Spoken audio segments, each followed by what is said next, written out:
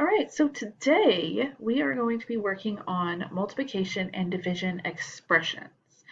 You'll notice that this is pretty much exactly like what we did yesterday with addition and subtraction, except that today is multiplication and division. So we're still going to be finding rules and we're going to be finding the missing values. So I do have a little bit of a context for this problem. I see that we're talking about number of boxes, B, so B is my variable, and then number of note cards. Okay, so that means that I'm having boxes, and inside the boxes, I'm having some note cards. So that's just a picture for me to kind of picture it a little bit. All right, so I want to find the rule for the table. Remember that in order to do that, I look at one row first, and I see what could possibly be happening with this column, and then see what rule would fit every other column. So I know I'm going from 1 to 15. So something is happening to 1 to get to 15. Well, I know that if I'm starting with 1 and I get 15, I can either add or I can multiply. So I know that 1 plus 14 is 15. And I also know that 1 times 15 is 15. So my two choices here are plus 14 or times 15. Okay, both of those work for this column. But what I need to know is which one of those is going to work over here. So let's think about that. Plus 14. Is 2 plus 14 30? No. Okay, so plus 14 cannot be an option. So now I need to see, is 2 times 15 30? Well, if I do my multiplication, whoops, 2 times 5 is 10. Yes, that was right. That is correct. So yes, times 15 works. So I have to check here. 15 times 3. Well, 3 times 5 is 15, and then that's 3 plus 1 is 4. So that is correct. So I know that B times 15 is my rule. Okay, now remember, we can write that like this, B times 15, okay, but we want to get away from using this X as a multiplication symbol. So really what I want to do is B 15, but we normally write the number first, okay? I'm not going to go into why. You'll find out the why when you get into junior high. And it really makes sense when you get up there and you do more of this. Basically, it's because you're saying there are 15 Bs, 15 groups of B. So we would like to say it this way, 15B. Okay, that's the rule. Okay, so using that rule, now I find out my missing pieces. Okay, so 4 times 15. I might have to actually do some multiplication today. 4 times 5 is 20, and then that's 6. So my missing piece here is 60. Same thing over here. I need to do 100 times 15. Well, I know that 1 times 15 is 15. And then there are 2 zeros left, so my answer here is 1,500. Now, we kind of talked yesterday about patterns and the difference between a pattern and a rule. Okay, this is my rule. I'm saying times 15 is the rule. So whatever number I choose for my B, I can multiply it times 15 to get my answer down here. Okay, so however many boxes I can have 1,200 boxes.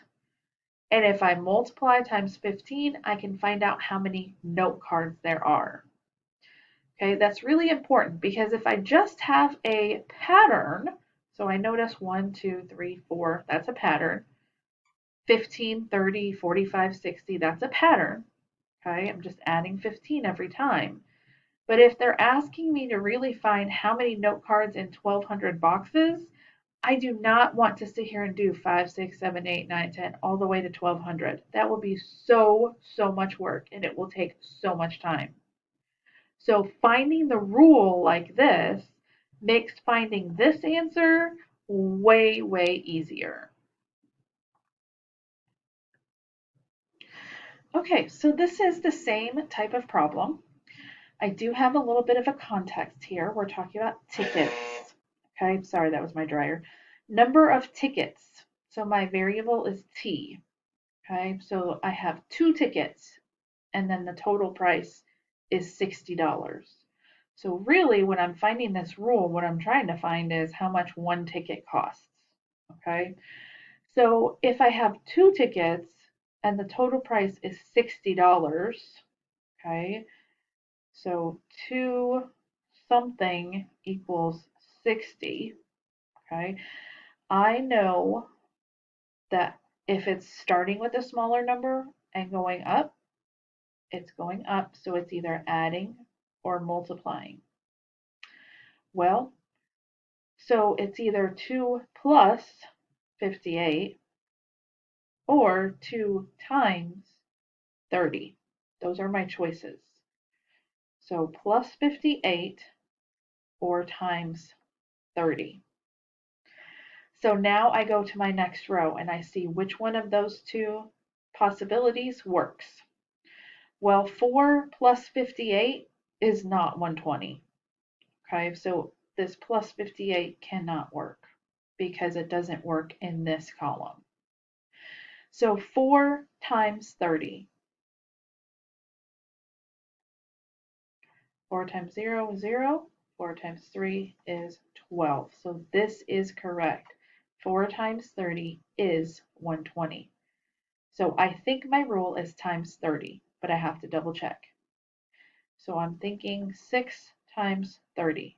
Well, 30 times 6, yep, that's 180. So my rule is 30 times T, okay, because T is being used as number of tickets. So 30T is the rule.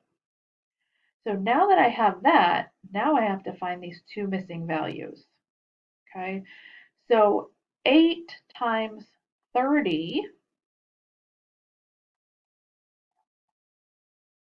is 240.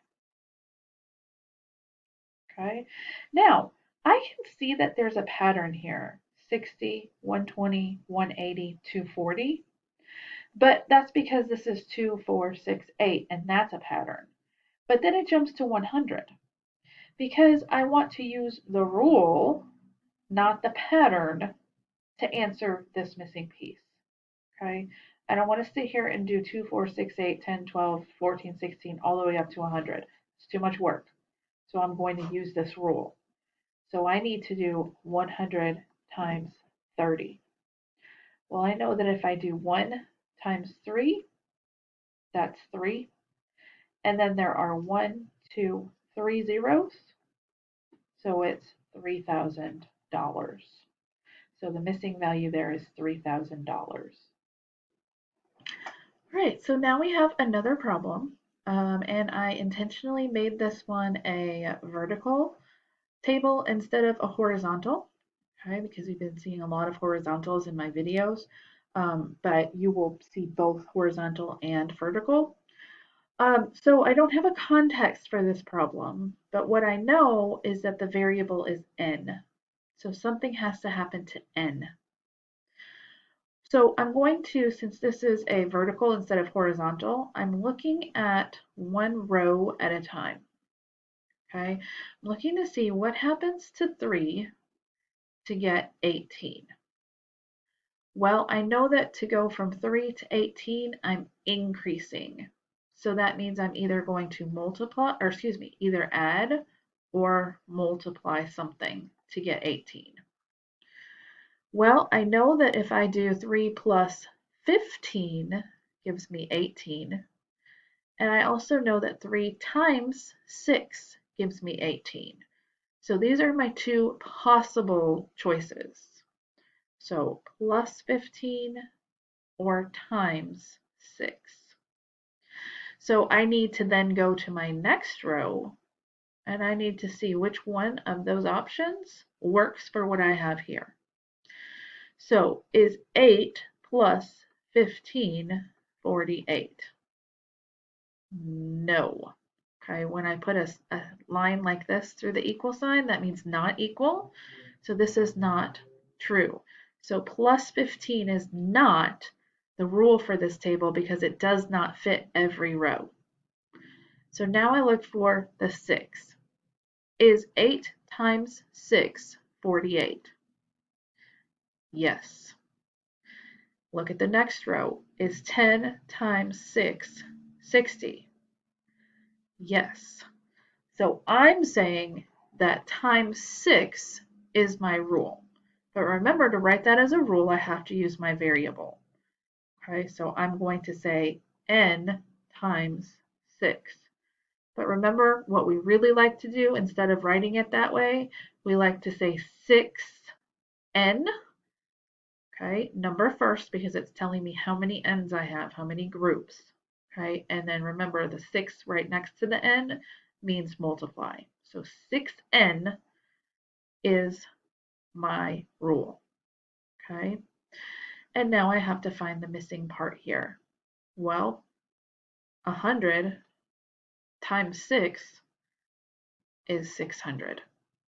Okay, you see how easy that part is if I know what my rule is? I don't want to sit here. There's not really a pattern here because this is 3, 8, and 10. There's not really a pattern. But if there was a pattern, let's say it was 6, 8, 10 or something like that, I still don't want to do all the way down to 100. That's too much work. If I use my rule, I can find this answer very quickly. And that's the whole reason why we find rules like this. All right, this is the last one we're going to do in this video. So the same thing as always, what is the rule? Find the missing value. All right, so I'm going to look at one row at a time. So this time I'm going from 2 to 1. Well, I know that if I start with 2 and I end with 2, that's decreasing. And if I'm decreasing, I'm either subtracting or I'm dividing. Okay, so 2 minus 1 is 1. 2 divided by 2 is 1. So my choices here are minus 1 or divide by 2. Excuse me. Divide by 2 or minus 1. Okay, so that works. Both of those work for this first row. So looking at the second row, is 4 divided by 2, 2? Yes. Is 4 minus 1, 2? No. So minus 1 does not work. So divide by 2 is my rule. Okay, I'm starting with P. So I'm saying that P divided by 2 is my rule. But I got to double check here.